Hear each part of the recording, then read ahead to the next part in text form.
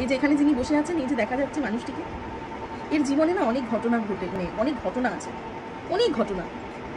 যেরকম এই যে দেখো, এখন কিন্তু বাইরে প্রচন্ড রোদ, দেখো না প্রচুর রোদ, কিন্তু আমরা জানি কি মানুষ শীতকালে রোদ পোহায়, কিন্তু তা নয়।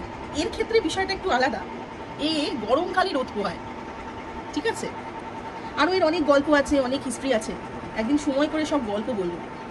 এখনই যদি সব গল্প বলি তাহলে তো মানে সব গল্পই শেষ হয়ে যাবে, মানে একদিন তো বলবোই।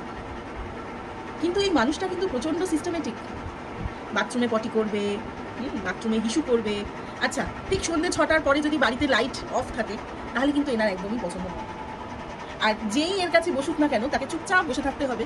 গায়ে ধরো মশা বসেছে, মাছি বসেছে, সেই ব্যক্তিটি যার গায়ে মশা বা মাছি বসেছে সে কিন্তু চুলকোতে পারবে না, তাহলে কিন্তু এগিয়ে অ্যাটাক করবে, ঠিক আছে? এই যে গরমকালে বসে বসে রোদ পোহাচ্ছে, মানুষ শীতকালে করে রোদ পোহায়, কিন্তু এর ব্যাপারটা একটু আলাদা। হয়তো বিড়াল, তাই জন্যই, জানি না, তোমরাই আমাকে কমেন্ট করে জানিও। আমি তো তোমাদেরকে বলছিলাম এর গল্প, তাই না? এর হয়তো ভালো লাগছিল না, খুব অস্বস্তিজনক লাগছিল, ওখান থেকে সরে এসে জায়গাটা পরিবর্তন করে আবার এইখানে শুয়ে পড়লো। আমি না প্রচণ্ডভাবে হকচকিয়ে গেলাম, আমি ভাবলাম কি হলো, একে যাকে নিয়ে গল্প বলছি সে হঠাৎ সরে গেল কেন? ও মা, তারপরে দেখছি প্রচণ্ডভাবে অস্বস্তি বোধ করছে, একেবারে এইখানে এসে একদম টান হয়ে শুয়ে পড়লো, ঠিক আছে? এই দেখো আবার গা চাটছে, একটা হাত কিন্তু এখানে আমার বিছানার খাটের রেলিংয়ে।